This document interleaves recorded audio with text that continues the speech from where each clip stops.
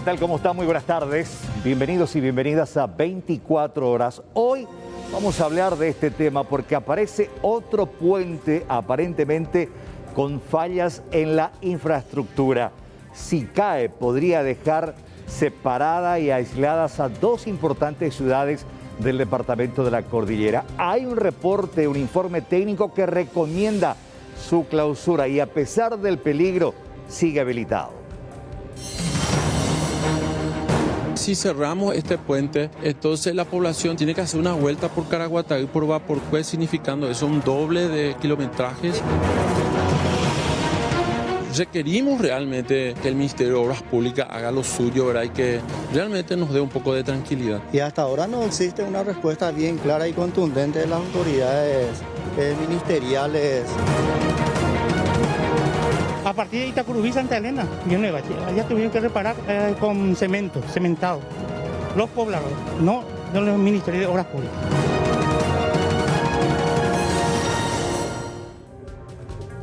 Por violación al deber de cuidado piden 9 años de prisión a la mamá de Yuyu y 3 años a su pareja sentimental, el señor Oberhuber.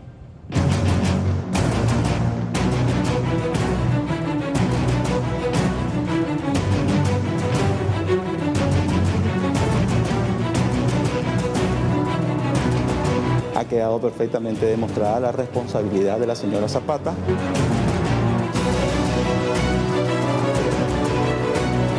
Se solicitó la pena privativa de libertad de 9 años para ella.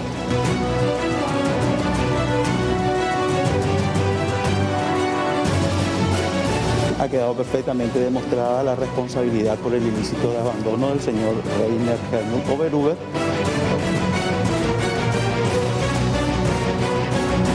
Y se solicitó la aplicación de la pena privativa de libertad de 3 años.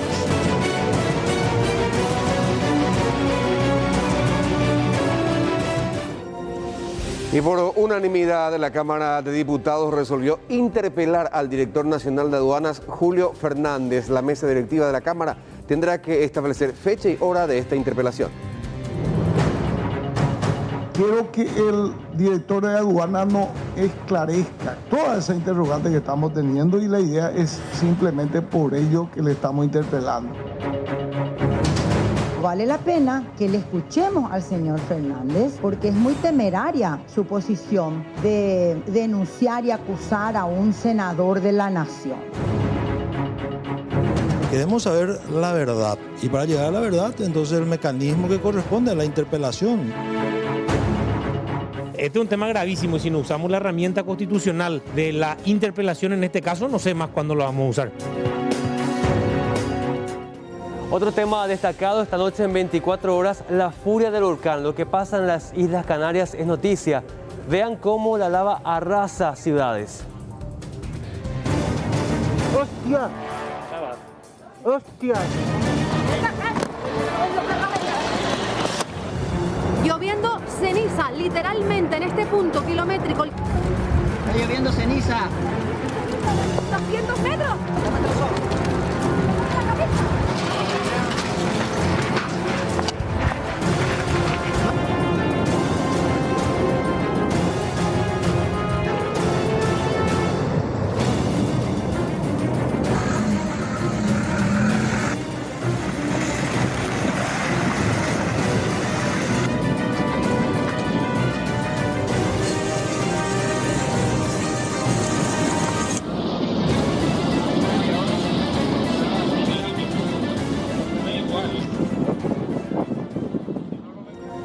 Vamos al desarrollo de la primera información, contarles que en el barrio Moracuet de Luque, una farmacia fue asaltada por una dupla de delincuentes a bordo de una motocicleta. Todo esto quedó registrado, el evento violento, en las cámaras de circuito cerrado.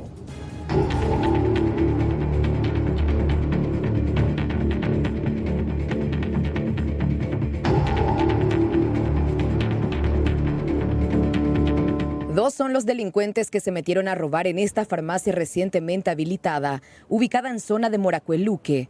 A punta de arma de fuego, los malvivientes alzaron con un monto cercano a los 2 millones de guaraníes de la caja, más celulares y hasta la cartera de una de las víctimas. 2 personas de sexo masculino a bordo de una motocicleta Kenton GTR, presumiblemente color rojo, ingresaron en el local de la farmacia La Catedral, intimaron a las empleadas a que entregue toda la recaudación. Se apoderaron aproximadamente 1.700.000 guaraníes, teléfono celular corporativo del local y teléfono particular de las empleadas. ¿Es una farmacia recientemente habilitada, comisario? Sí, recientemente habilitada. Creo que data de año y piquito data la farmacia. ¿Cómo están lidiando usted con el tema de los asaltos, atendiendo a que es una zona que está creciendo? Estamos hablando con la gente del INSE, estamos presentando planes de operaciones a la dirección, solicitando apoyo para realizar los controles y poder neutralizar en la zona y ver los caminos alternativos también.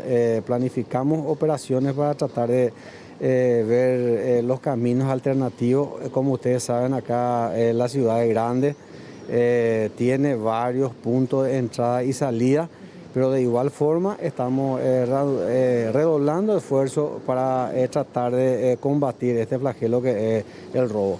¿Los asaltos callejeros son los que más se registran acá en la zona o en perjuicio a locales comerciales? Esporádicamente y aislados son los hechos, como en todas partes y en todas las jurisdicciones siempre tiene un margen de estos hechos, pero es esporádico por la zona. Atendiendo las imágenes del circuito cerrado, ¿ustedes ya pueden tener más o menos idea de quién podría tratarse? Están en manos de personal del Departamento de Investigaciones, estuvo personal de criminalística tratando de levantar alguna huella y hoy vamos a acceder al circuito cerrado para poner a disposición de los profesionales para ir trabajando sobre eso. Investigadores de la policía trabajan para poder identificar a estos delincuentes, que según informaciones serían los responsables de los constantes hechos de robo que se registran en la zona.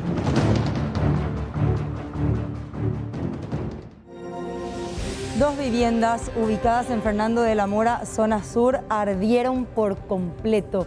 Fue desesperante la situación, ya que prácticamente no quedó nada. Por eso las familias afectadas apelan a la solidaridad.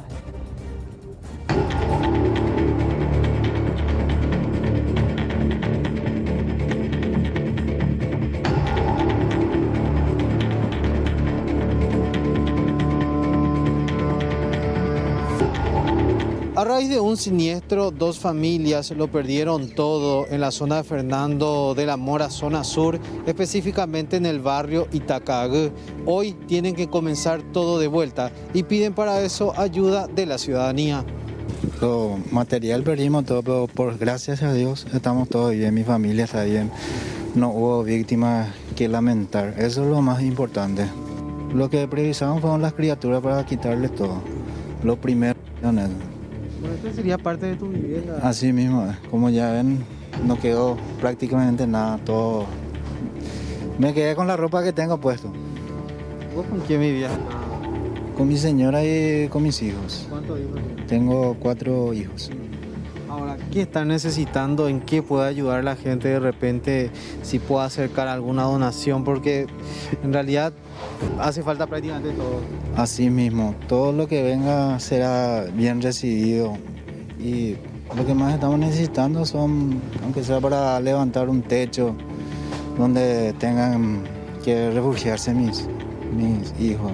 Hoy no pude irme a mi trabajo, o sea, imposible lo ir con esta situación. Primero tenés que priorizar que tu familia esté bien y eso es lo que yo puedo recalcar. Yo estoy con mi señora y mis 3 hijos. Ustedes también perdieron todo, no pudieron rescatar nada. Nada, la tele de mi hijo pude sacar. Después, como se dice, con la ropa puesta. Bueno, hoy es un día realmente difícil porque están evaluando todos los daños y todo lo que implica empezar de vuelta. Y empezar de cero. Empezar de cero, pero como se dice, una desgracia con suerte porque no hubo víctimas que lamentar. Todos los chicos están bien, todos estamos bien, no hubo nada que lamentar, gracias a Dios, que es lo más importante. ¿En qué se te puede ayudar, algo que estés necesitando así en primera instancia? Y lo primordial, como acaba de decir, bueno, tendría que recalcar y agradecer a los vecinos que anoche se portaron de mil maravillas. La solidaridad afloró, pero impresionante. Y lo que ahora realmente estamos necesitando serían chapas, ¿no? Para poder por lo menos hacer un techo y ver la manera de poder darle otra vez un techo digno a las criaturas. Nada más que eso. Todo tipo de ayuda será bienvenida para esta familia y están pidiendo específicamente ropa para los niños, pañales, productos no perecederos y así también materiales de construcción.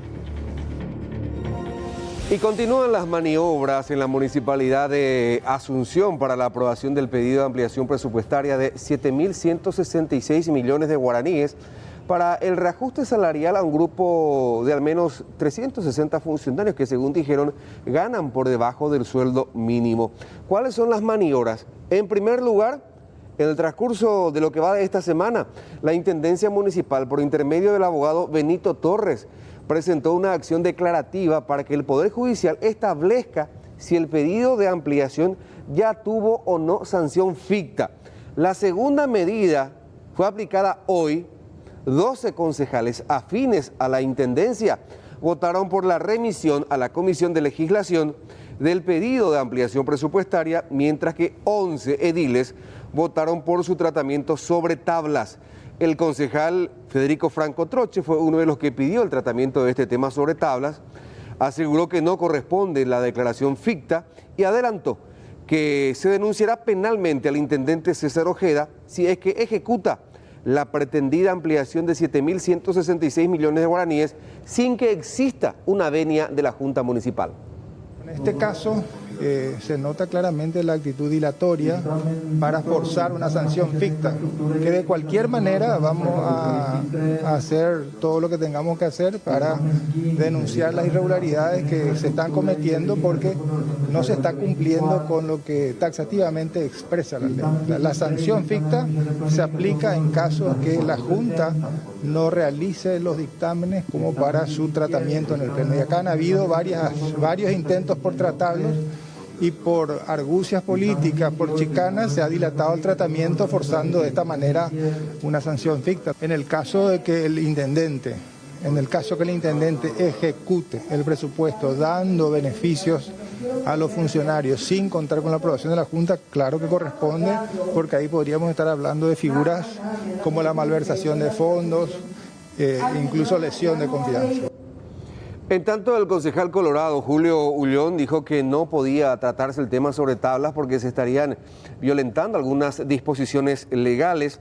No obstante, explicó que de comprobarse el retiro por al menos un par de días del pedido de ampliación, no procede la sanción ficta que está pretendiendo el sector oficialista.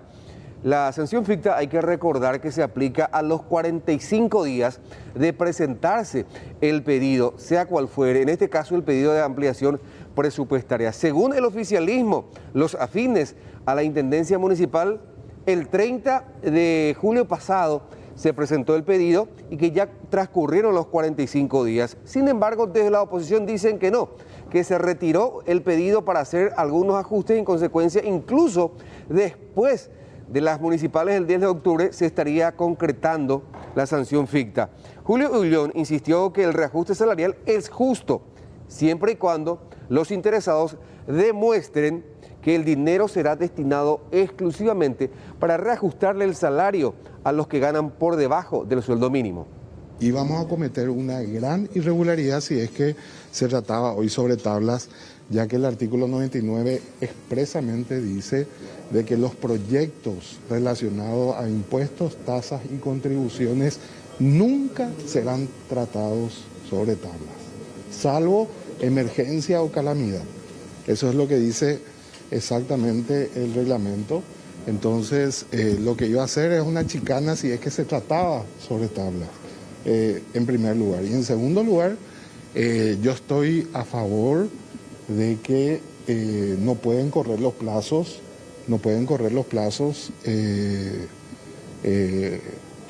si es que los expedientes fueron devueltos.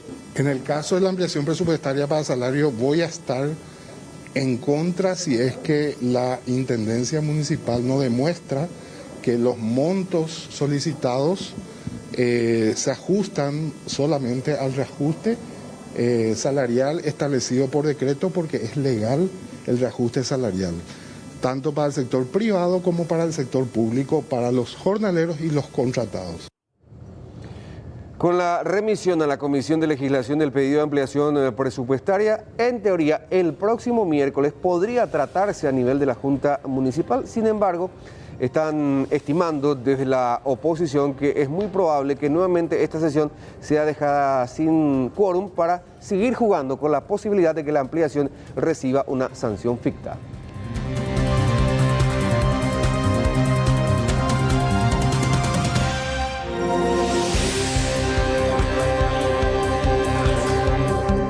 Bueno, en los últimos días, lamentablemente, el enjambre de abejas se ha vuelto protagonista de varias noticias. En Concepción murió un hombre, en Luque 5 perros. A ver, Ale Pereira nos cuenta la historia. Muy buenas tardes, bienvenida. Buenas tardes, Carlos. Un cordial saludo para los compañeros y los televidentes. Momentos de terror vivieron los pobladores de la zona de Conavi 2, Cañada San Rafael de la ciudad de Luque, cuando aproximadamente a la 1:30, 2 de la tarde, se registraba este ataque por parte de abejas. Según nos mencionaron los vecinos, aproximadamente 4 a 5 viviendas fueron las atacadas en este caso. Hablamos lastimosamente de un saldo de fallecidos de 5 perros que fueron atacados. También varios de los vecinos resultaron con picaduras. Una mujer inclusive, al ser atacada, tuvo que posteriormente ser llevada a un centro asistencial y hasta el momento se desconoce su estado, pero fue auxiliada rápidamente también gracias a que los vecinos actuaron de forma rápida ante esta situación. Una situación que, por cierto, nos mencionaban los afectados, prácticamente se veía venir teniendo en cuenta de que este enjambre de abejas, según la denuncia, ya se encontraba aproximadamente desde hace 3 años en una vivienda. Los dueños de la casa mencionaron que supuestamente ellos mantenían el enjambre ahí, ya que aparentemente eran víctimas de delincuentes y supuestamente por seguridad ellos no llegaron a atacar o no llegaron a eliminar, por decirlo de alguna forma, también este enjambre. Pero escuchemos a continuación lo que mencionaron los afectados, preocupados de que esta situación se vuelva a repetir. Nosotros ya habíamos denunciado esto, los vecinos ya le habían comunicado acá a la familia Rivas de que ellos tenían un enjambre y que tarde o temprano iban a atacar. Ya no, esta es la segunda vez.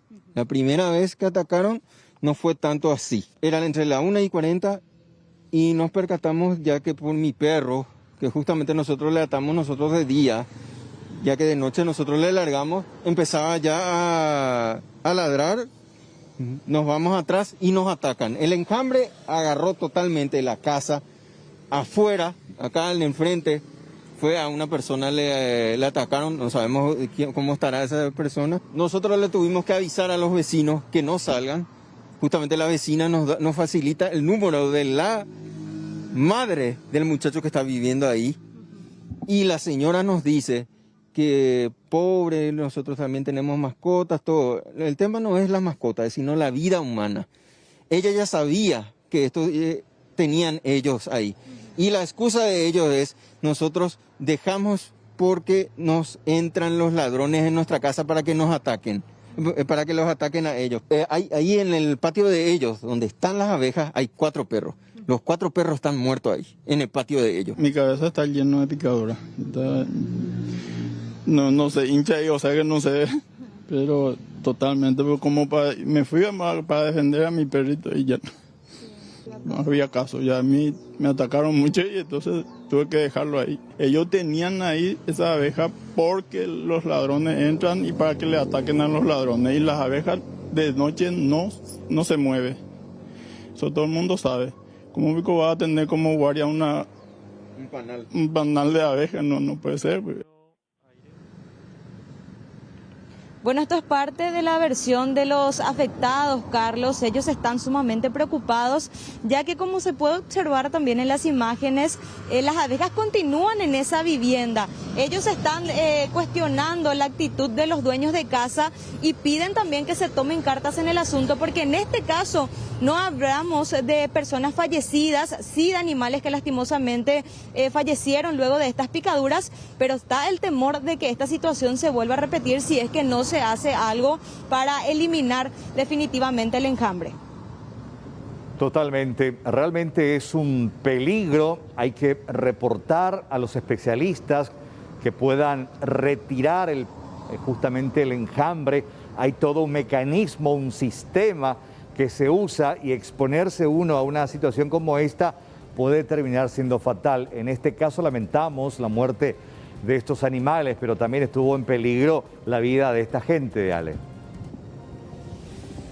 Exactamente, y lo preocupante es, Carlos, que hace 3 meses ya se vivió una situación similar, pero en esta ocasión nos decían los vecinos que fue mucho peor, porque 5 viviendas aproximadamente se llenaron de abejas, y en este caso ya hablamos también de 4 perros grandes inclusive que fallecieron, y uno de ellos ya pueden observar, uno de la raza Pitbull, que prácticamente ya no hubo forma de salvarlo. El señor que nos mostraba parte del brazo y que decía que también tenía picaduras en la cabeza es el dueño de ese animal, que en un intento por salvar justamente a su perro quedó en estas condiciones. Cuando nosotros llegamos, inclusive él tenía sangre por la nariz en este caso, y bueno, temen realmente de que esto se vuelva a repetir, y piden también que las autoridades tomen cartas en el asunto y que se pueda, como bien decías, trasladar el enjambre a un lugar seguro que no afecte esa zona de Conavi 2, Cañada San Rafael de la ciudad de Luque. Bien, excelente. Alejandra, muchas gracias por este reporte. Muy buenas tardes, noche ya. Gracias, Carlos, igualmente. Bueno, a modo de colación, en Villaliza hace poco una octogenaria falleció justamente por la picadura de un enjambre similar a este. No soportó la cantidad de picaduras y terminó falleciendo. Y, a modo de comentario, ayer, en horas de la tarde, en la zona de Expuenteciño, departamento de Concepción, 2 hombres consumiendo alcohol. El dueño de casa quiso ir a traer miel. Fue hasta el panal, terminó con unas cuantas picaduras, murió horas después en el hospital. Hay que tener mucho cuidado, y principalmente si se da una situación como esa en la casa, reportar a los bomberos o gente especialista que pueda retirar ese enjambre sin causar daños. En este caso fue la muerte de 5 perros.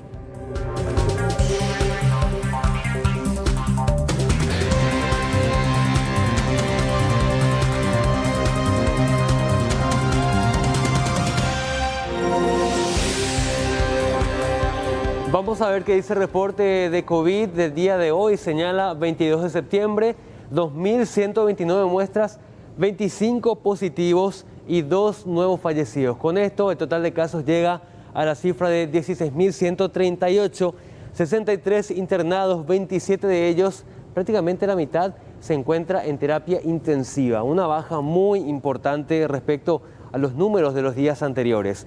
Total de confirmados 459.720. El detalle de la franja etaria de los afectados en el informe de hoy: de 20 a 39 años tenemos un caso, y de 40 a 59 tenemos un caso también.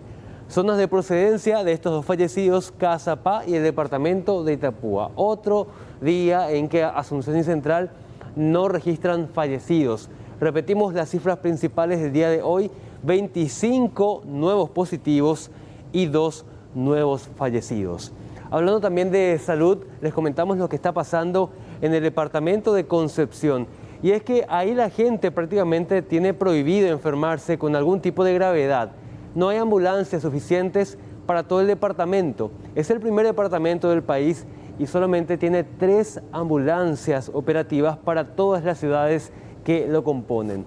Y esto debido a que las ambulancias que están asignadas, por ejemplo, al Hospital Regional de Concepción y a otros centros de salud muy importantes, están averiadas, están con algún tipo de problema mecánico, están varadas en los talleres de la capital del país, y con esto lastimosamente se sigue exponiendo a la población.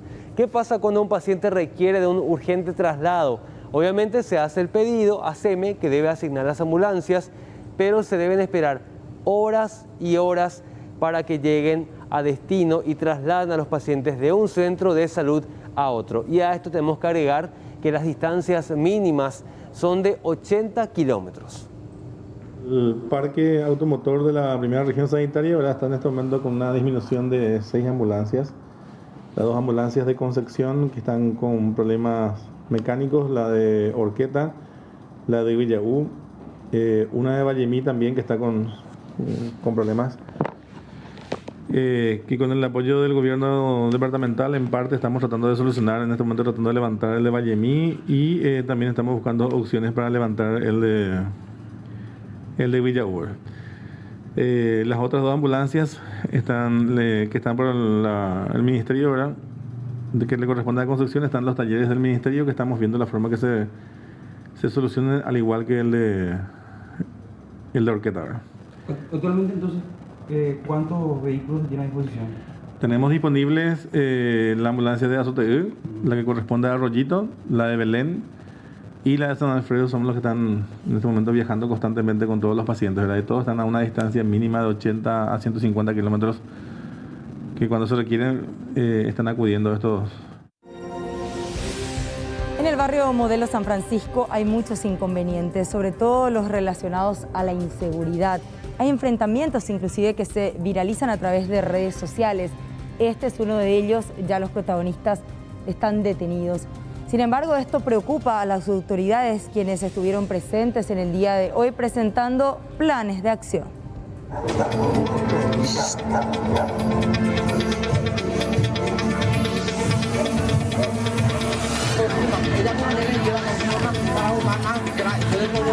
Estas imágenes, que recorrieron todas las redes sociales y medios de comunicación, fueron contundentes para demostrar el terrible estado de indefensión en que se encuentran los pobladores del barrio Modelo San Francisco de Ceballos Cue. Varios ministros se convocaron en el salón de actos y el ministro del Interior comprometió al director de Itaipú a facilitar oficinas para la Senat, que aparentemente ya existían, pero que fueron abandonadas.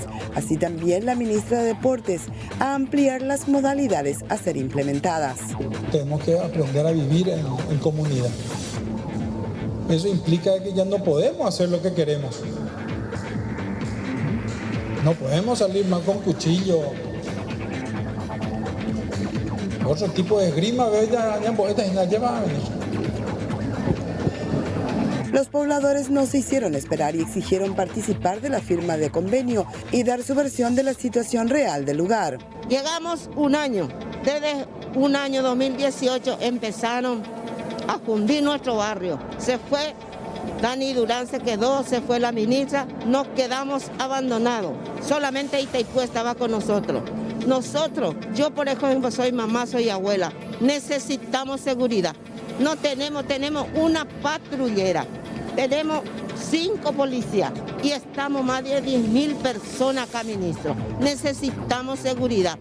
Somos todas mujeres y somos las mujeres los que nos estamos poniendo al frente y queremos porque tenemos muchas niñas, hay muchas criaturas que cobran abrazos, que están todo el día por la calle hasta las 11, las 12 de la noche. La posibilidad de colaborar a través de la APF con estos jóvenes para Justo Villar es de suma relevancia, por lo constructivo que puede ser tener actividades de sano esparcimiento. Saber de que nosotros, habiendo tenido la oportunidad de ser algo, de ser alguien en la vida a través del deporte, poder brindar esa mano también a otras personas y este creo que es un puntapié muy importante para eso, para que podamos tener cercanía con ellos. Ojalá, no solamente eso, hay un montón de cosas que pueden suceder. Uno nunca sabe, yo salí de, como decía ahí con el ministro de Cerrito, en Ñembucú, si uno piensa, nunca va a esperar algo así. Para la ministra de la Senat, la mancomunión de esfuerzos es necesaria y reconoció que su institución no ingresaba al sitio en los últimos tiempos, porque la policía tiene ya una comisaría y también un departamento antinarcóticos. Pero lo normal es que se consumen son el crack y la marihuana. Ministra, ¿alguna vez estuvo bajo el observatorio de la Senat, esta zona? Bastante tiempo se habla del microtráfico en Ceballos Cue y no es nuevo eso, ministra. Y usted está diciendo ahora que ahora van a ver. Sí, nosotros tuvimos varios operativos aquí dentro del barrio. Tuvimos, no te puedo dar datos precisos, pero sí tuvimos. Lo que no podemos es trabajar solos. Para el comandante Arias, la represión no es la única forma de combatir la delincuencia, sino también dando oportunidades. Pero este es un problema social, reitero, y tenemos que atacarlo de forma integral.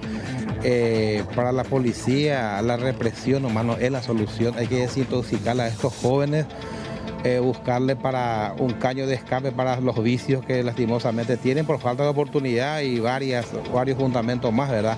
La comisaría instalada desde la inauguración del barrio Modelo San Francisco, que cuenta con 1.000 familias residentes, unas 10.000 personas, tiene 15 uniformados en 3 turnos y una patrullera, siendo una cantidad deficiente para los casi 10.000 habitantes. Vamos a reunirnos con las comisiones, si existiera las comisiones aquí en este barrio, porque reporta el jefe de comisaría que él no percibe a unas comisiones que está adentro. Sí, la dificultad es permanente de la violencia familiar. Todo aparentemente en marcha. Las canchas en plena etapa de remodelación para la instalación de las escuelas de fútbol y otros deportes que estarán a cargo de la cartera del ramo. Si cerramos este puente, entonces la población tiene que hacer una vuelta por Caraguatá por Vaporcué, significando eso un doble de kilometrajes. Requerimos realmente que el Ministerio de Obras Públicas haga lo suyo, ¿verdad? Y que realmente nos dé un poco de tranquilidad. Y hasta ahora no existe una respuesta bien clara y contundente de las autoridades ministeriales. A partir de Itacurubí, Santa Elena, allá tuvieron que reparar con cementado. Los pobladores, no los ministerios de Obras Públicas.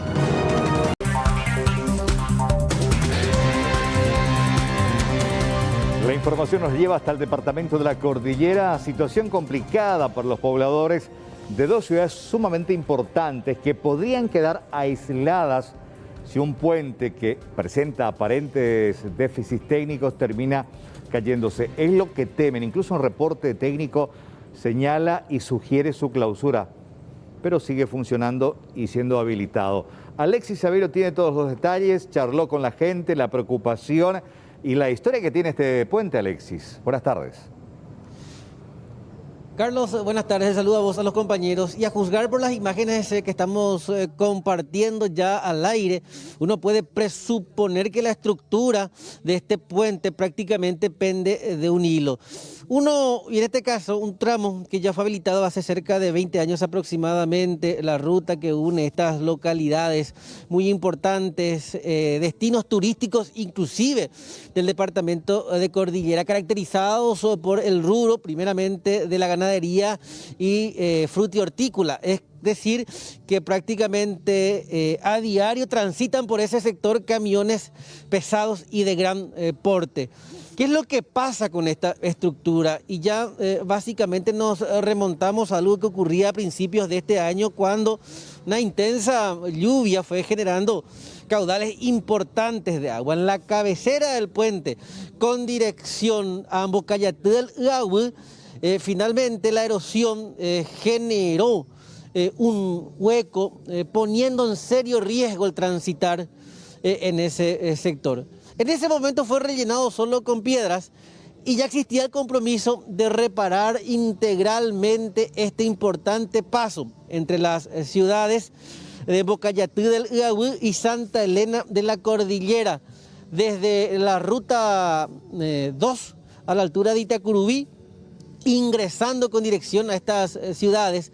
Desde la ruta ya mencionada con anterioridad, nos separan unos 40 kilómetros aproximadamente del lugar en donde se produce, o en este momento un puente se está convirtiendo en una verdadera trampa mortal. Ya existe un dictamen, una verificación técnica desde Obras Públicas y Comunicaciones recomendando la clausura de este puente. Pero ¿qué va a pasar si es que esto se concreta? La gente va a quedar aislada o en el peor de los casos transitar por tramos como por ejemplo San José Obrero para empalmarse nuevamente a la ruta número 2 o hacerlo por la zona de Caraguatahí o Vaporcué, nos indicaban. Por eso inclusive hasta proponen la construcción de una circunvalación temporal a fin de evitar el paso por el puente. Se desvían los vehículos y retoman ese tramo. Para tal efecto, inclusive algunos propietarios están dispuestos a ceder momentáneamente sus tierras. Pero ¿qué es lo que nos decían los pobladores y algunas autoridades que ya conversaron con Obras Públicas y Comunicaciones, y que existe otro problema, el de los recursos económicos? Es decir, no hay plata para la reparación de ese puente. Si cerramos este puente porque resulta que es realmente peligroso, entonces la población tiene que hacer una vuelta por Caraguatahí, por Vaporcué, significando eso un doble de kilometrajes. Sí, usar más combustible. Perdemos tiempo y bueno, y requerimos realmente con urgencia, ¿verdad?, que el Ministerio de Obras Públicas haga lo suyo, ¿verdad?, y que realmente nos dé un poco de tranquilidad. Y hasta ahora no existe una respuesta bien clara y contundente de las autoridades ministeriales en este caso, y necesitamos con urgencia esa respuesta porque tenemos con suma urgencia, así como se dice, que este puente no se nos trabe. El ministerio vea también y repare todos los baches. A partir de Itacurubí, Santa Elena, lleno de baches, allá tuvieron que reparar con cementado. Los pobladores, no el Ministerio de Obras Públicas. Bueno, de esta manera también queda reflejada la preocupación de toda una población ante la posibilidad de quedar aislados o de no poder sacar sus productos, o básicamente el de quedar incomunicados o tener que hacerlo a través de alternativas que también representan gastos para ambas comunidades. Hablamos de Santa Elena y Bocayatú del Iahui en el departamento de Cordillera. Con respecto a este tema, eran las notas que íbamos captando ya en la cabecera a ambos extremos de este puente. Pero cambiando brevemente, ustedes podrán notar, Carlos, Mercedes, Aníbal y Juan, que nos encontramos en la circunscripción judicial de Cacupé. Estamos aguardando que el tribunal conformado por los jueces Liliana Ruiz Díaz, Alberto Peralta y Cristel Müller finalmente den a conocer la sentencia para tanto la madre y el padrastro de la niña desaparecida en la zona de Emboscada.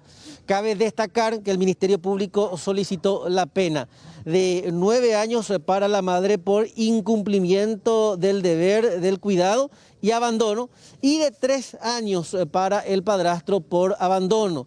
Destacar además que en este caso el juicio es por la investigación de las figuras que ya mencionábamos con anterioridad, ya que hasta ahora la niña no fue encontrada. Se están tomando el tiempo, de hecho había ya cierto lapso de tiempo, en principio hablaban de 3 horas, pero desde la presentación de los alegatos finales hasta ahora ya el cuarto intermedio se extendió por varias horas. Al respecto, conversamos con el fiscal Maldonado. Para el Ministerio Público, quien brindó ayer sus alegatos finales, ha quedado perfectamente demostrada la responsabilidad de la señora Zapata por el ilícito de violación del deber de cuidado y también por abandono, y se solicitó la pena privativa de libertad de 9 años para ella. Y también ha quedado perfectamente demostrada la responsabilidad por el ilícito de abandono del señor Reiner Hermund Oberhuber, y se solicitó la aplicación de la pena privativa de libertad de 3 años. Ahora, ¿qué dice respecto a que ellos sospechan de que otros son los responsables, que la Fiscalía se atenga a las consecuencias que dijo a Reiner Oberhuber ahora? Bueno, en realidad nuestro trabajo normalmente es lidiar con este tipo de situaciones. No es la primera ni probablemente la última de las indicaciones y amenazas que una persona juzgada emite sobre los representantes del Ministerio Público. No obstante, nosotros seguimos con nuestro trabajo, seguimos con nuestra investigación sobre la búsqueda de la niña, y de tal forma estamos siempre prestos a recibir cualquier tipo de información. En ese sentido, el día de hoy, así como durante el desarrollo del juicio, han indicado ellos las responsabilidades a criterio de la defensa del señor Víctor Vera, del señor Rufino Zapata, y hoy a través también de las manifestaciones a otra persona. Y lo vemos sentado desde poco después de las 3 de la tarde aproximadamente al abuelo de Yuyu, hace muchísimo tiempo en este sector. Y qué situación bastante particular, sentado acá esperando justicia. Por un lado porque su hija está sentada en el banquillo de los acusados, y por otro como abuelo desesperado porque hace más de un año no sabe nada de su nietita. Nadie quiere estar en su lugar, pero pide justicia. Así mismo es, amigo. Yo estoy muy apretado, como no sé cómo. Nadie debe querer estar en tu lugar. Me imagino, amigo, tampoco le deseo a nadie esto, ¿verdad? Muy difícil, duro, duele mucho verle a tu hija en el banquillo de los acusados, porque un padre siempre trata de dar lo mejor para su familia, para que sea una persona útil para la sociedad para el día de mañana. Y lastimosamente ella está pasando en este trance, ¿verdad? ¿Y qué vamos a hacer? La vida es así y estamos esperando a los tribunales. ¿Qué le pide al tribunal? La pena que solicitó la fiscalía, porque este es un caso recién, nos falta todavía mucho por ir definiendo. Así mismo, yo jamás pedí sentencia, pena para nadie. Yo personalmente siempre pedí a que se le busque a mi nieta, que se la encuentra, si es posible, con vida, y si es que no está con vida, igual como esté, necesito que se la encuentre, de manera yo descansar como abuelo, para que pueda tener una tranquilidad. Con la búsqueda, abuelo.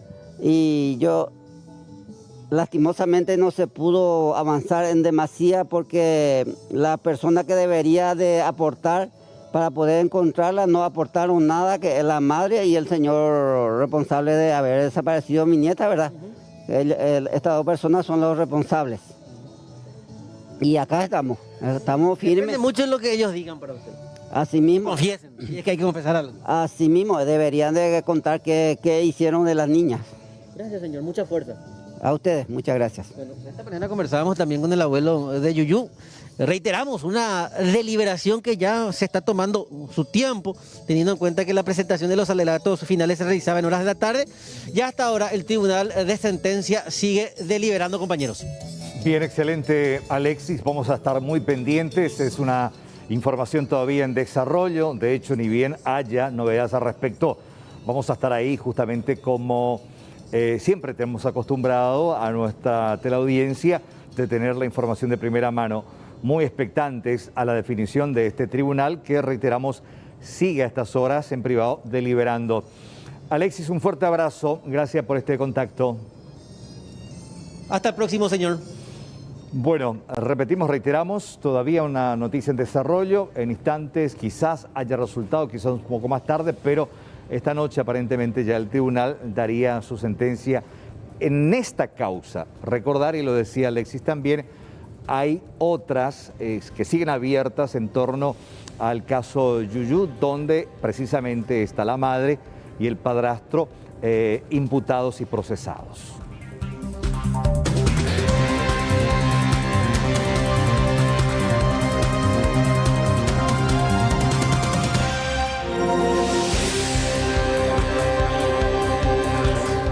Y en el reciente contacto, Alexis Aveiro nos comentaba de este puente en el departamento de Cordillera que podría colapsar, el temor de los cordilleranos del colapso de esta pasarela. El que colapsó, recuerdan ustedes, el 10 de junio pasado, dejando 3 víctimas fatales. Es el puente que se encuentra sobre el arroyo Lorito.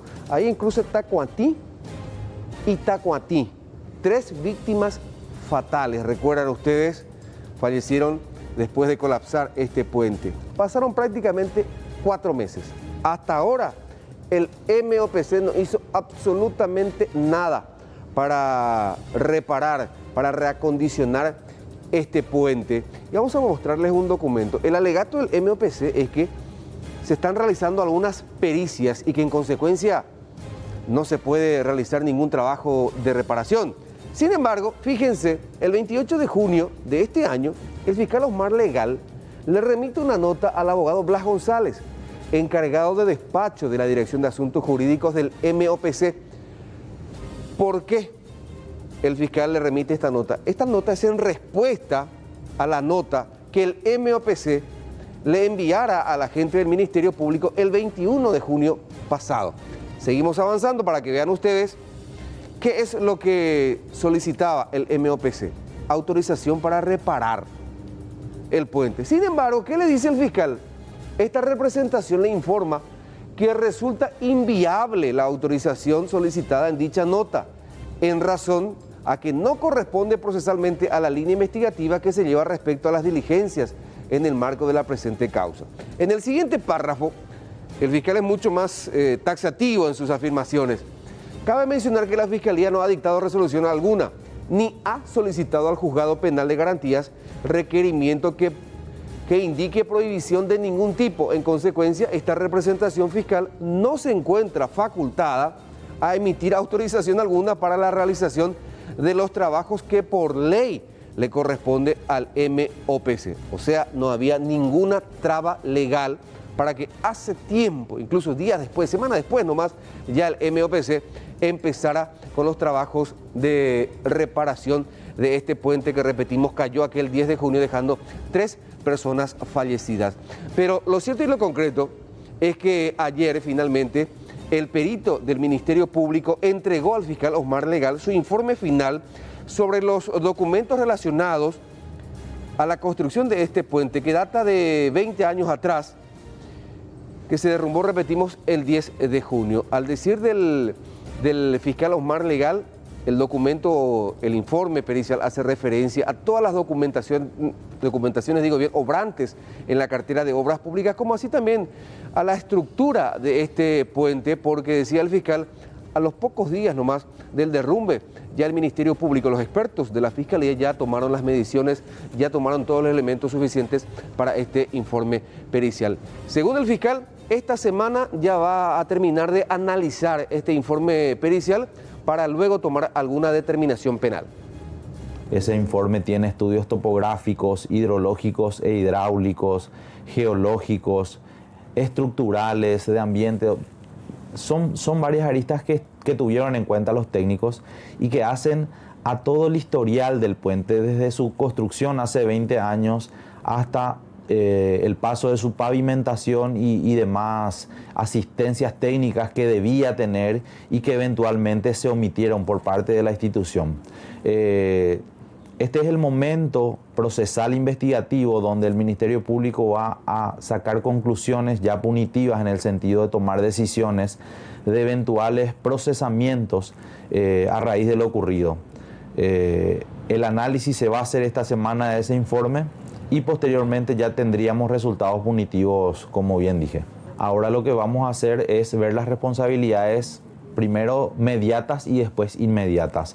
Desde la caída del puente hasta el momento de la pavimentación y actualización que tuvo esa ruta en particular, y empezar a ver el organigrama del ministerio y también eventualmente si hubieron responsabilidades por parte de las empresas constructoras.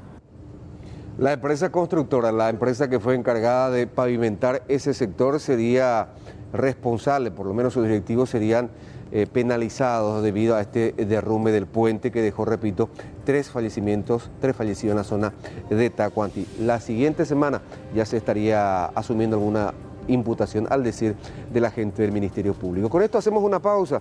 Quédense con nosotros, a la vuelta tenemos más noticias.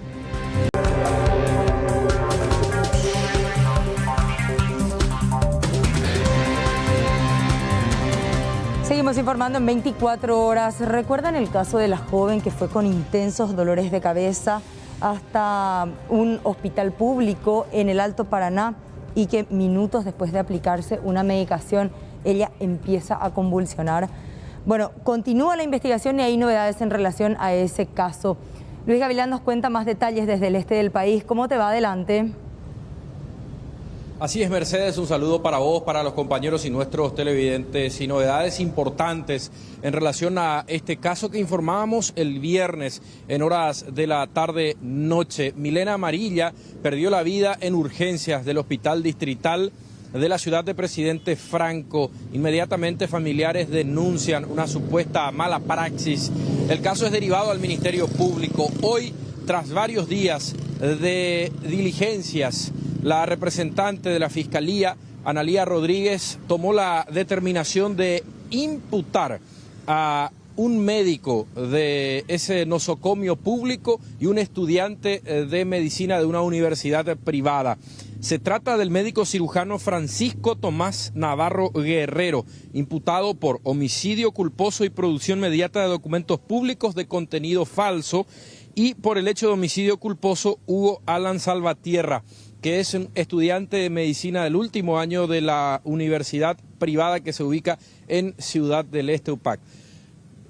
¿Por qué la producción de contenido falso, de documentos con contenido falso? Más bien, porque, y fue lo más relevante de todo esto, se mintió cuando se remiten los informes oficiales a la Fiscalía, porque se allanó primeramente el día del hecho y no se contaba con el reporte del abordaje a la paciente.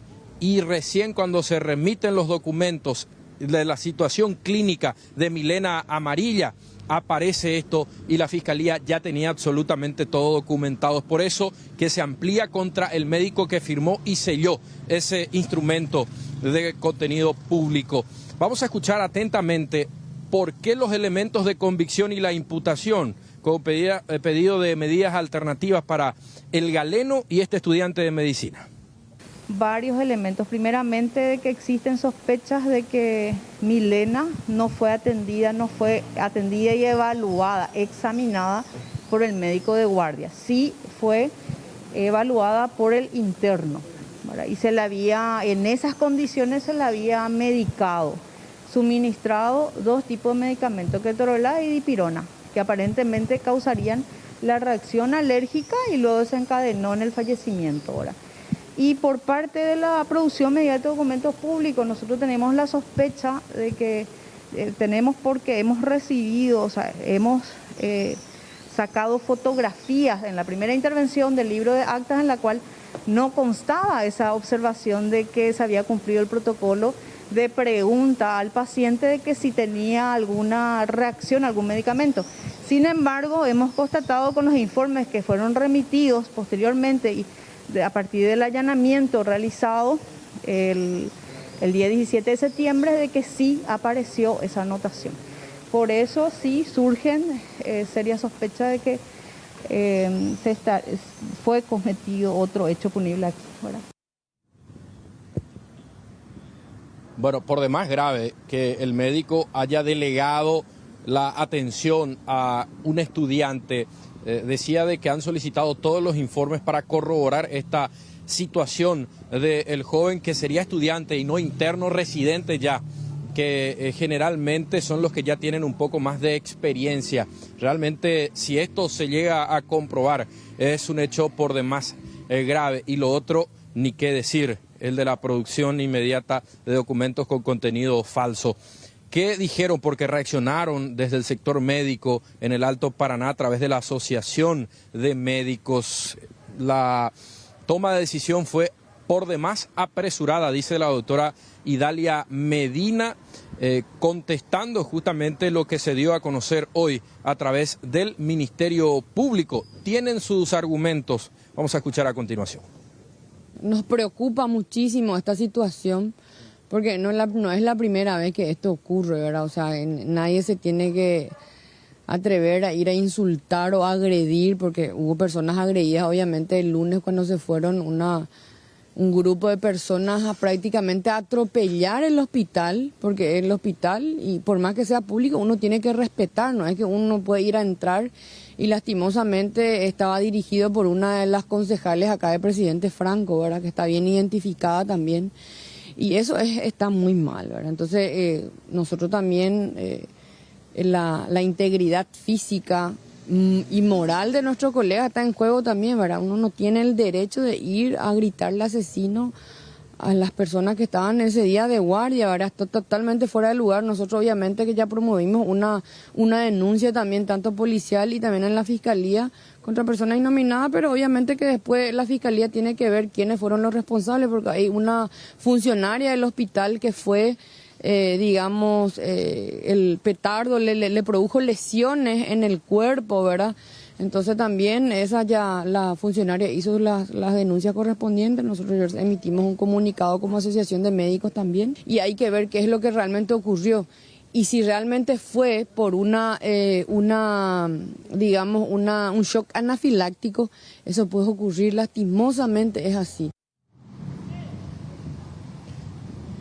Sin embargo, desde el Ministerio Público dijeron que realizaron todas las diligencias, se tomaron su tiempo para promover finalmente la imputación. En 60 días más se va a tener el primer informe de laboratorio forense. Cabe recordar que durante el fin de semana el cuerpo fue exhumado, derivado a la capital para que se realice justamente el estudio correspondiente a fin de determinar la causa de muerte de Milena, que va a ser fundamental. Se ha solicitado incluso ya una junta médica a través del Ministerio Público. Va a dejar o sentar un precedente importante, indudablemente, este hecho que se ha denunciado. La muerte de una joven de tan solo 20 años que ingresó a este hospital público en Presidente Franco por un dolor de cabeza y 6 horas después salió en un ataúd. Esa es la situación planteada hoy aquí en el este del país en relación a este hecho que ha conmocionado a la ciudadanía, compañeros. Ocurrió en el Hospital Distrital de Presidente Franco, para precisar. Así es. O sea, correcto. Un hospital de referencia. De lo que habla la fiscal es realmente grave. El estudiante de último año de la carrera de medicina fue quien inspeccionó y también recetó, o sea, medicó a esta joven. Y bueno, después... Mercedes, sí. Para cerrar, sobre ese punto, hay un convenio entre el Ministerio de Salud y las universidades privadas. Sí. Pero ¿qué dice ese convenio? Que los alumnos del último año pueden realizar una especie de pasantía, pero no intervenciones médicas. O sea, como observador. Y el horario es restringido. Ajá. Como observadores, solamente pueden estar desde las 7 de la mañana hasta las 5 de la tarde. Ojo, esta joven ingresó a las 18:30 más o menos, 19 horas a ese nosocomio. Los alumnos ya no podían estar en ese lugar. Es otro hecho que también dio a conocer hoy y de relevancia la fiscal de este caso. ¿Cómo estudiantes de último año van a estar atendiendo pacientes en un hospital de referencia como el Hospital Distrital de Presidente Franco? Realmente es para investigar y llegar hasta las últimas instancias y encontrar a los culpables. Gracias, Luis, que tengas buenas noches. Correcto, un abrazo. Esta fue la manifestación de los familiares, amigos de la joven que tuvo aparentemente, porque eso también se va a comprobar, el shock anafiláctico luego de que le hayan proveído de esta medicación vía endovenosa.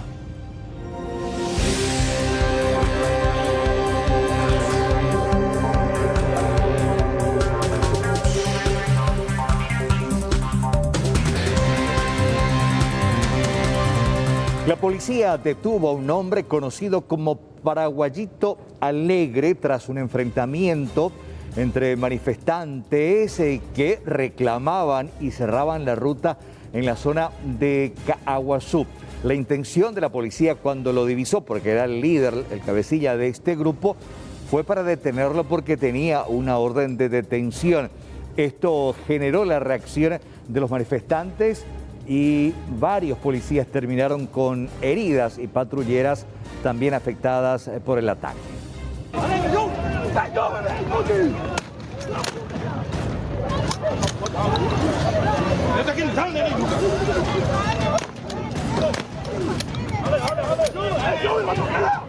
Detuvieron a Genaro Gabriel Vera Martínez, de 36 años, más conocido como Paraguayito Alegre. Él mismo era buscado por varios hechos punibles que se le atribuyen.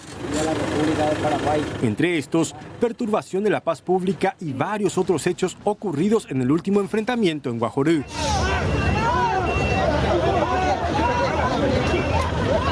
Esta persona se encontraba supuestamente infiltrada en un grupo de indígenas que estaba marchando sobre la Ruta 2 en la ciudad de Caaguazú, saliendo del INDER, que al ver la presencia policial y ante la eventual detención del hombre, se habría abalanzado sobre los uniformados, golpeándolos y destruyendo los vehículos de los efectivos, encabezados por el jefe de la comisaría segunda, comisario principal Ricardo Alonso, y el subjefe, comisario Rubén Franco, quienes solicitaron ayuda a las demás dependencias policiales.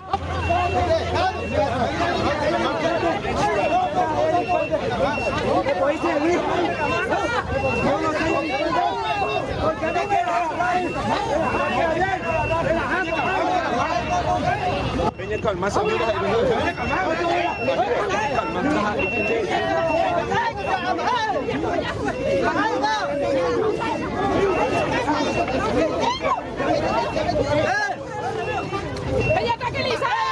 ¡Vamos, policía! ¡Gatillo fácil! ¡Tranquilo, muchachos! ¡Gatillo fácil!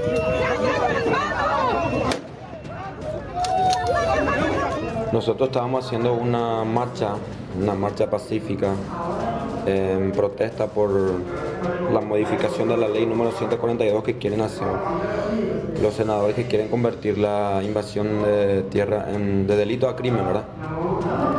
Estamos haciendo una marcha, una manifestación donde llegan los de la fuerza pública, la Policía Nacional. Me agarraron ahí entre todos, ¿verdad? O sea, ya, hija, me opuse porque no sabía qué era lo que pasaba, porque yo ni siquiera sabía que tenía orden de detención, no sabía. ¿No estabas al tanto de eso? No estaba al tanto. Una vez ya pusieron una orden de detención por mí y yo me fui a entregar voluntariamente para solucionar esa cuestión. Para mí que el procedimiento se hizo muy mal porque a raíz de eso se ocasionó una tremenda violencia, porque yo obviamente me opuse, retrocedí porque no sabía qué es lo que pasaba. Yo no le violenté a nadie. Los compañeros lo que se asustaron y creo que pasó un zarambí ahí. Pero legalmente es demasiado injusto que por reclamar, vamos a decirle lo que legítimamente le corresponde a los campesinos, por salir a reclamar y a defenderles a ellos, los paraguayos tengamos que estar privados de nuestra libertad.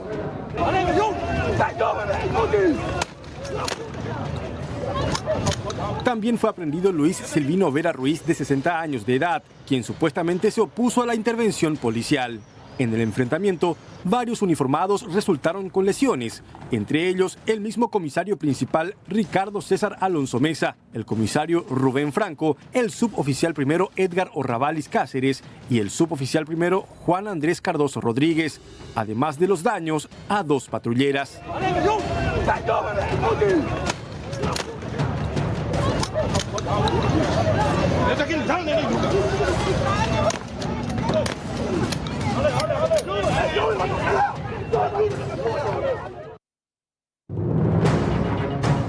Quiero que el director de aduana nos esclarezca toda esa interrogante que estamos teniendo y la idea es simplemente por ello que le estamos interpelando.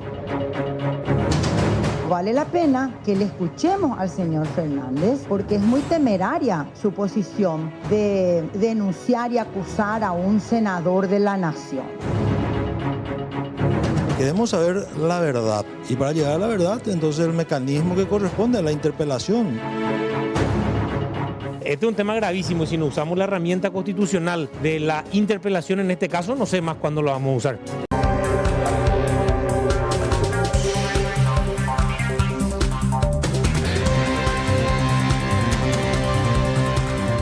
Vamos a hablar ahora de cómo continúa este caso que involucra a un hombre que fue asesinado. El autor de este hecho ya fue detenido.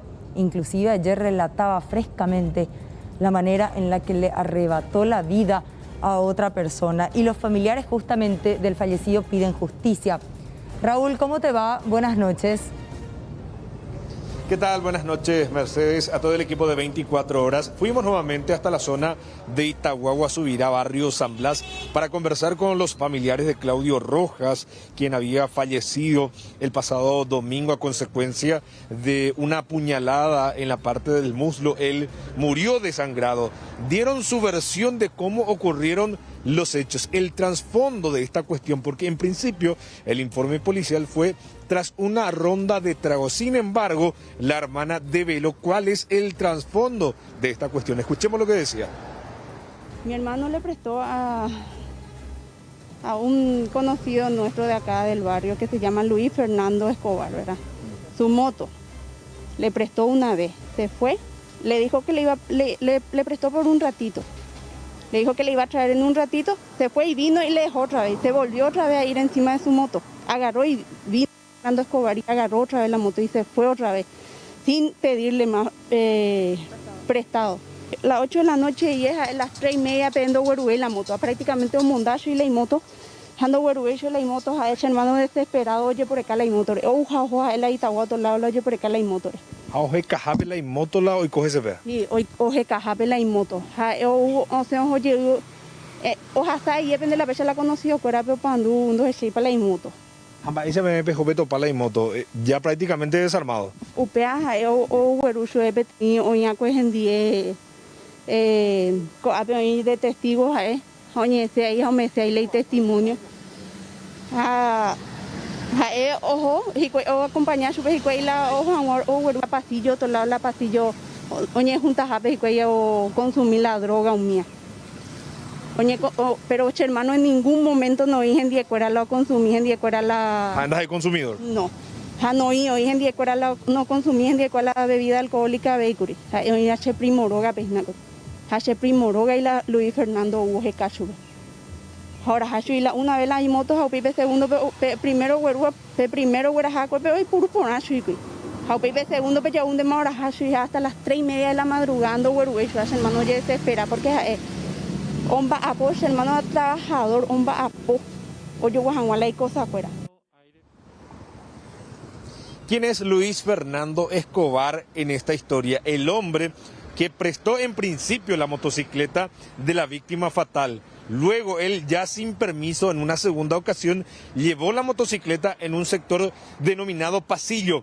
Allí fue a buscar, en este caso la víctima fatal, su motocicleta y ya encontró prácticamente destartalado y es ahí donde comienza la discusión y sale Feliciano Báez y le aplica esta mortal puñalada. De este hecho nos habla un testigo clave para que le detengan, por supuesto, a Feliciano Báez. Escuchemos lo que decía. Se ve las 7, o sea, las 7 y buscarse la mundo. Hoy es ya esperando guru se le llama. Guru se ve se ve las 3 no, las 3:30 máximo. No, ya haya que la se mundo dice. Haya que la se mundo dice. Viejo en 10. Sí. No nace no hasta que la se mundo. Ajanje baja ya pire que la pasillo. Otro para la moto más poiguina. O desarmamos ahí. Sí, o desarmamos ahí. Ojo. Hoy cuando tiene discusión, lo viene bebé muy al lado la. O sea que ojo reclama Luis de la Ambaere cuando Uruguay la moto. Sí. Bebé dice no muy na kui Luis. No muy na kui bebé con la discusión muy al lado. Bueno, ese bebé tipo. Raúl Feliciano vio más Luis hermano vio y pariente y amigo. Y amigo. Y amigo supongo la ahí. Acuerdo año juntado en lugar ve. Sí, vete en lugar. Esa la uya ve la hoy cutucho ve mi ama. Esa. No te yo la hoy cutucho. Él fue testigo ocular de este crimen en la zona de Guasubirá, Itagua, porque gracias a él también se llegó a Feliciano Báez, quien ya está en la cárcel, en este caso en la comisaría sexta de la ciudad de Itagua, a disposición del Ministerio Público. ¿Qué es lo que pide ahora la familia? Que investiguen también a Luis Fernando Escobar, quien aparentemente fue el que llevó la motocicleta sin permiso de la víctima fatal, y esto fue lo que derivó en este crimen, compañeros. Qué terrible este caso. Varias aristas, la Fiscalía tiene mucho trabajo. Gracias, Raúl. Hasta luego, un placer. Ayer inclusive cuando detenían al presunto autor, bueno, él declaraba haber cometido el crimen y lo contaba con tanta ligereza que impresionaba la manera en la que describía con detalles la forma en la que asesinó a su amigo.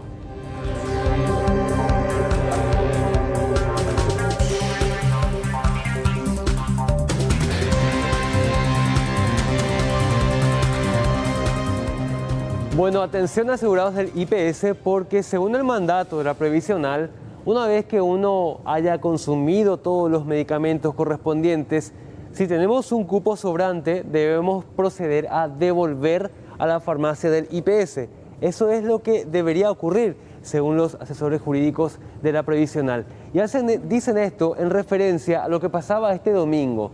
Se detectó a una rosca, por así decir, a un grupo de familiares que vendían medicamentos exclusivos de IPS o incluso del Ministerio de Salud, entre los familiares que se encuentran en los albergues, principalmente del Hospital Central del IPS. Esto obviamente está totalmente prohibido y sobre todo porque eran medicamentos donados por algunos familiares que ya no precisaban del uso de estos medicamentos. Hoy se presentó una denuncia penal ante la Fiscalía.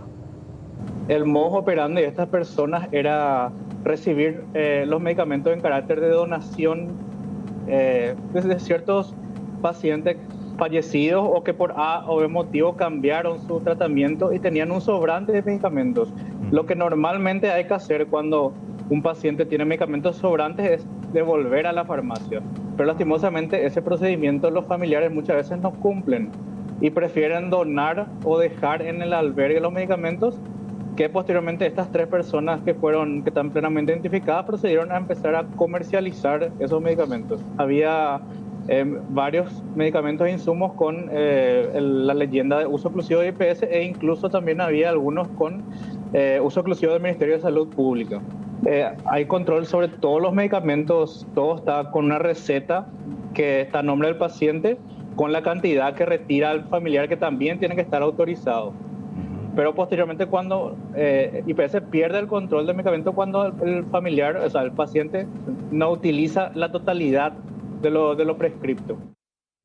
Bueno, la denuncia está a cargo de la investigación, en realidad está a cargo del fiscal Jorge Noguera, de la Fiscalía Barrial, que se encuentra más cercana al Hospital Central del IPS.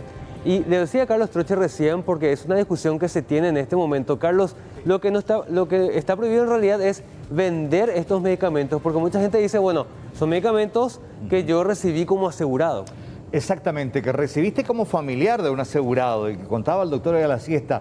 Si termina el paciente falleciendo y uno se queda con un lote importante que retira, porque no es de uso interno, no es para el paciente que está internado en IPS, ese tiene otro conducto.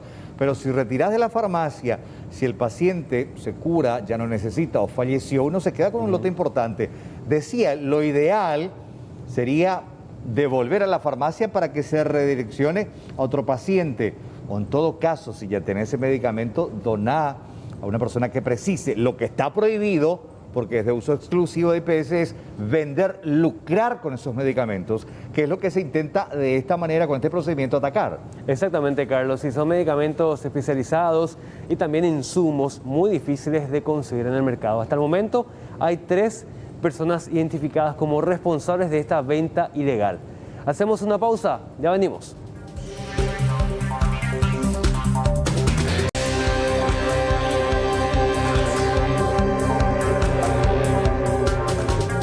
La Cámara de Diputados aprobó en sesión ordinaria el pedido de interpelación al director de aduanas, Julio Fernández, tras la denuncia de presuntos robos de contenedores y otras irregularidades.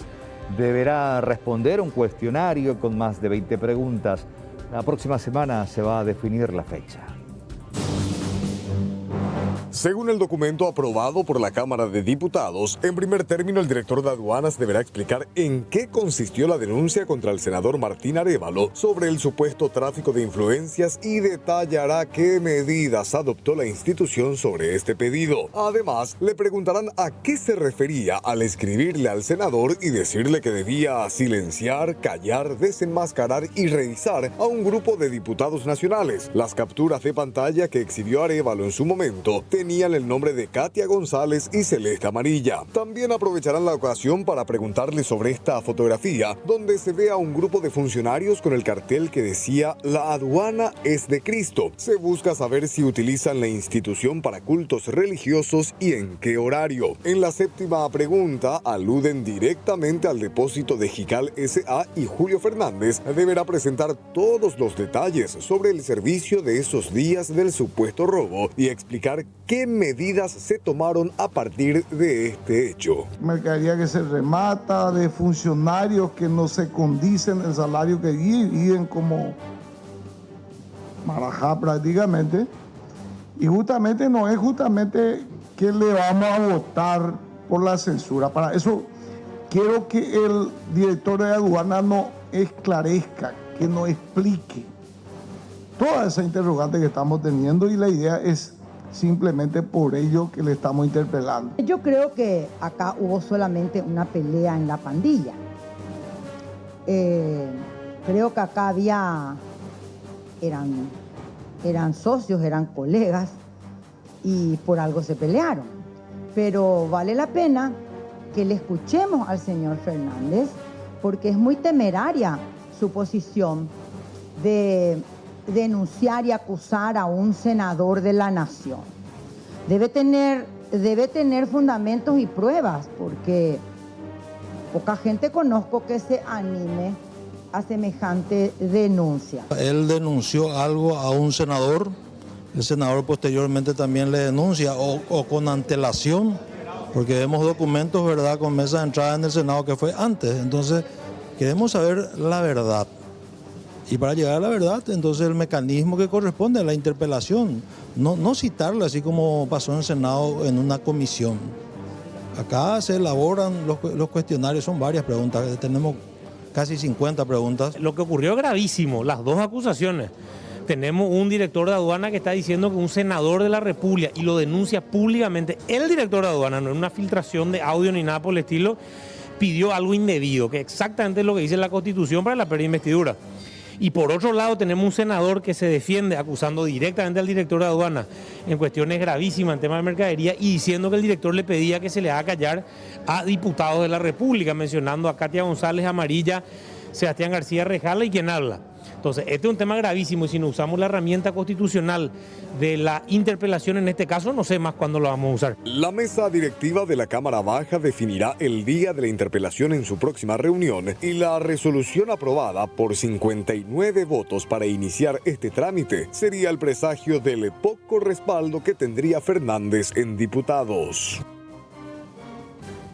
Bueno, atención con lo que les vamos a mostrar porque estas imágenes están recorriendo el mundo. Estamos hablando de la furia del volcán La Palma en las Islas Canarias. La Palma entró en erupción este domingo cerca de las 3 de la tarde en el Parque Natural de Cumbre Vieja. Un pequeño terremoto precedió a una gran explosión a la que le siguió una enorme columna de humo y la expulsión de piroclastos, como se llama a los fragmentos sólidos del material volcánico. La Guardia Civil anunció a última hora de la tarde que serán evacuadas hasta 10.000 personas. Las lenguas de lava no tardaron en cruzar la carretera, haciendo impracticable el paso de vehículos. El aeropuerto de La Palma también quedó inoperativo debido a los primeros momentos de la erupción por las dificultades de la visibilidad para las aeronaves debido a las grandes columnas de humo que se levantaron. Si la lava mantiene su extensión por zonas habitadas y cultivos, el daño es tremendo. Sepulta y arrasa carreteras, torres eléctricas, comunicaciones telefónicas y redes de abastecimiento básicas, además de viviendas, industrias y campos. Los bomberos desplazados a La Palma desde Gran Canaria comenzaron en la noche del martes una operación sin límites para intentar canalizar una tremenda colada de lava con el fin de evitar mayores daños en el barrio de Todoque en Los Llanos. Y ahí estamos viendo los videos más destacados de lo que es la fuerza del avance de la lava, viviendas derrumbadas, barrios enteros que fueron arrasados por este fenómeno natural que todavía va a continuar por los siguientes días.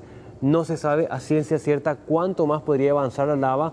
Lo concreto es que hay 7 huecos de este volcán que están expulsando lava en grandes cantidades. Estamos viendo ahí, por ejemplo, un restaurante que fue totalmente destruido por el avance de estos residuos. Y esto obviamente genera muchísimos incendios, inestabilidad. Hay muchas zonas totalmente evacuadas ya en estos momentos y las pérdidas económicas son tremendas. Y esta erupción que se dio después de una serie de terremotos. Y presten atención con lo que vamos a compartir con ustedes. El relato, pero desesperante, de una periodista que estuvo ahí, en el lugar de los hechos, tratando de mostrar un poco, por un lado, lo que estaba pasando y de resguardarse a ella y a su equipo después de que ocurriera esta explosión. Presten atención a lo que vamos a ver. ¡Hostia! Acá va. ¡Hostia! Vámonos. Vámonos. Graba, coge el móvil, graba y mándalo.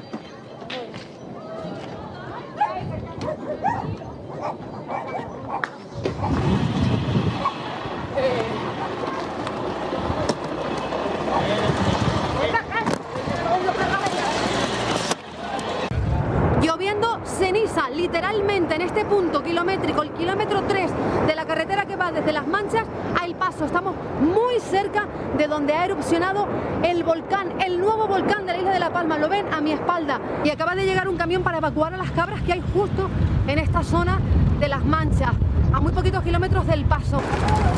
Está lloviendo ceniza. Estamos acompañando al propietario de una finca porque acaban de traer un camión para que recoja a las cabras que hay aquí. Bueno, a escasos 200 metros. ¡Tómate los ojos! ¡Tómate la cabeza! ¡Tómate la cabeza!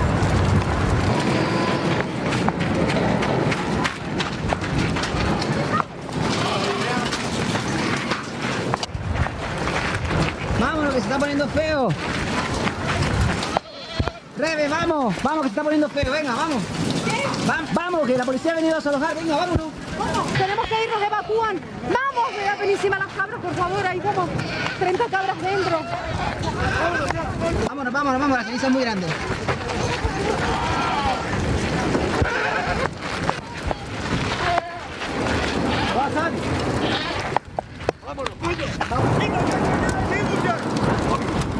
Ahora mismo van a intentar meter la camioneta hasta adentro para ver si logran sacar a los animales, porque hay como 30 cabritas.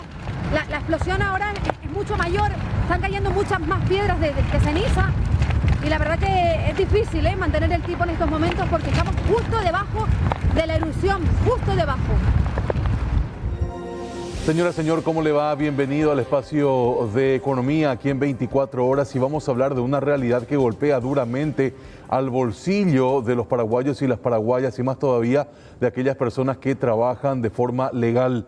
Atájese, 3.000 millones de guaraníes por mes pierde el sector avícola por el contrabando que ingresa de una manera desmedida. Hablamos del ingreso de pollos y también de huevos. Tenemos la placa para compartir con ustedes y vamos a hablar de esta situación. Si el contrabando afecta duramente al sector avícola, a más de otros tantos, los productores dejan de percibir lo que les decía hace un ratito, 3.000 millones de guaraníes por mes. El rubro huevos es el más afectado de todos. Ya la vez pasada hablamos de esto, ¿no? De contrabando ingresan por lo bajo 10.000 planchas de huevo por día. Esa cifra es realmente terrible. Vamos a la próxima placa, sí, por favor. Cerca de 60.000 pollos también ingresan de forma ilegal por día en nuestro país. El ingreso ilegal, tanto de pollos y de huevos, representa cerca del 30% del total de la producción a nivel nacional. ¿Y qué es lo que pasa cuando hablamos de los decomisos, de la actuación de las autoridades? Desde la Asociación de Avicultores del Paraguay, Avipar, dicen de que esto prácticamente es casi nada, porque el decomiso llega solamente al 5% del total de productos que ingresan de contrabando. Así es que mucha fuerza a toda aquella gente que está trabajando en el sector avícola, reitero, uno de los más golpeados por el contrabando. Pero vamos a cambiar de información y vamos a un punto bastante positivo, ¿les parece?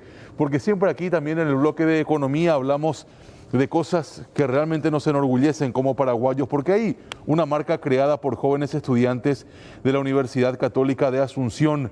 Ellos con remango son finalistas de la competencia Hult Prize, considerado como prácticamente el premio Nobel universitario y una de las mayores incubadoras de negocios. Ellos y otros 7 proyectos están compitiendo por $1 millón en efectivo como para inyectarlo a este interesantísimo proyecto que ya se está convirtiendo en una hermosa realidad. Vamos a la placa, ¿les parece? Porque estos chicos van a explotar de una manera impensada realmente a una fruta que es bastante desperdiciada, y hablo del mango. Ellos de hecho ya han instalado en el mercado local una cantidad importante de jugo a base de mango y más de 1.200 botellas han sido vendidas a lo largo de un mes. El emprendimiento aspira a procesar, atención, 50.000 toneladas de mango al año. Esto generaría trabajo o mejora económica para unas 100.000 personas que dependen actualmente del reciclaje aquí en Asunción, en el departamento central, evidentemente. También va a generar una cantidad de 50 puestos de trabajo a nivel operario. Esto evidentemente cuando el proyecto ya pueda caminar de forma más segura y apuntan a adquirir también maquinarias por un valor total de $100.000 americanos. Así es que mucha fuerza a estos chicos y reitero, ya en los próximos días, semanas estaremos teniendo novedades con respecto a si se quedaron o no con esa cantidad de plata. Evidentemente esperemos que sea así porque Paraguay va a colocarse, reitero, en la élite de la innovación industrial de la mano de estos estudiantes. Y hablando justamente de innovación y demás, vamos a hablar del Índice Global de Innovación. Esto es una herramienta de medición a nivel mundial y Paraguay ha ascendido unos 9 puestos. El Índice Global de Innovación es un ranking que se elabora año tras año, analizando alrededor de 80 indicadores que miden el desempeño de 132 economías de todo el planeta, siempre apuntando al ámbito de la innovación. El salto de Paraguay resulta consecuente con el incremento de 5.7% de solicitudes de registros y renovaciones de marcas el año pasado, esto en oficinas de la DINAPI. A lo largo de 3 años, la DINAPI ha recibido un total de 71.256 solicitudes de registros de marca, incluso en un contexto de pandemia. Es decir, el paraguayo nunca dejó de producir, nunca dejó de innovar y nunca dejó también de registrar la marca, que siempre es muy importante, y esto se ve entonces en esta escala, en este ranking sumamente interesante en el ámbito mundial. Muchísimas gracias por la atención prestada. Hay más informaciones luego de este corte. Y el Ministerio Público imputó al candidato a intendente de Itacurú, Luis Acosta, y a su padre por el asesinato del aspirante a concejal colorado Carlos Aguilera. Ambos se encuentran prófugos y pesa sobre ellos orden de captura. Pero sea tú lo está, más soporte de joven y te vaya a los compañeros.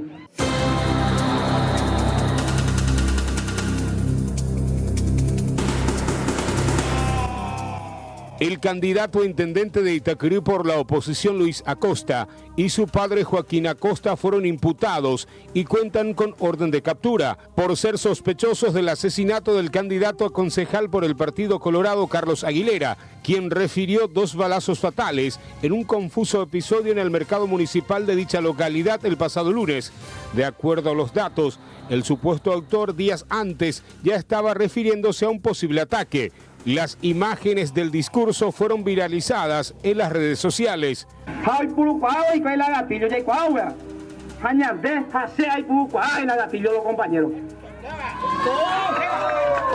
Pero hoy vete indiferencia las cejas a las escuelas. A escuela y catú. Después de moto ario enviarse pero sea tú lo está más soporte de joven y te vaya a los compañeros. A la Amanoto, de frente, Amanota y los compañeros, nada más no ceden la de rodillas con la gente sin vergüenza de no debe, nada más no ceden la de rodillas, de frente a los compañeros. Espérate compromiso, Peaimé, ayer decidió ir para todos. La Fiscalía ya accedió al testimonio de los testigos, quienes aportaron detalles para continuar con la investigación. Los testigos, con mucha firmeza, sostienen de que los disparos provino del propio señor Luis Acosta. Con la toma de las diferentes declaraciones, tienen todos el mismo sentido y con las mismas relaciones de cómo ocurrieron los hechos, muy categóricamente indicando al autor del hecho de los disparos, que es el señor Luis Acosta.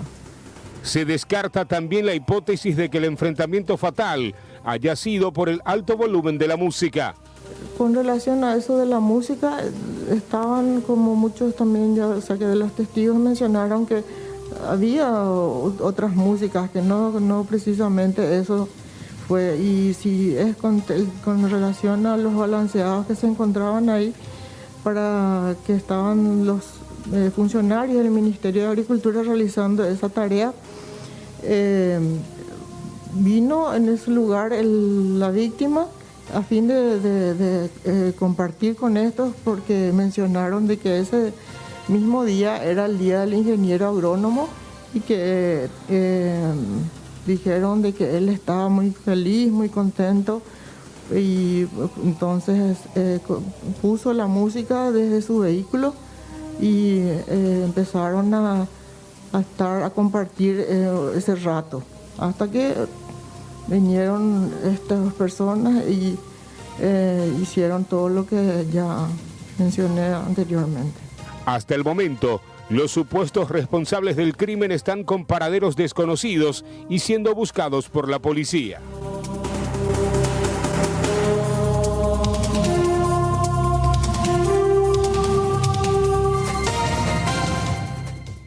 Tremenda esta historia, triple tragedia en la ciudad de Emboscada.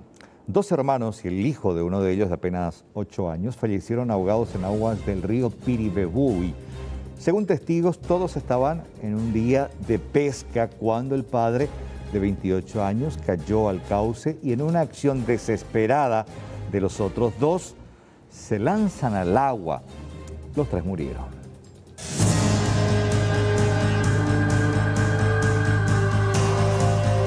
Lo que inició como una jornada tranquila de pesca en el río Piribebuy se convirtió en la mayor tragedia de la familia Argüello de Emboscada. El relato de testigos indica que Marcelo Rubén Argüello cayó al cauce y no podía salir pese a su gran esfuerzo. En una valiente pero desesperada acción, su pequeño hijo de 8 años se lanza al río junto a su padre, empeorando la situación. Lo mismo hace el hermano de Marcelo, un joven de 13 años, que se lanza para rescatarlos. Lastimosamente, los 3 ya no pudieron salir, perdiendo la vida en el lugar. Y aparentemente el adolescente se acercó tanto a la orilla del río, se resbaló y se cayó del río. Y con el afán de ayudarle a los menores, se tiraron también en busca de él. Y ya los 3 no salieron más. Y la criatura, queriendo defenderle, se tiraron detrás de él. Su hijo y su hermano de 13 años. Su hijo. ¿Este se tiró después? Sí, después. Su hijo de 8 y su hermano de 13 años. ¿Qué río reacciona? Este es el río Piribebuy, que este queda acá,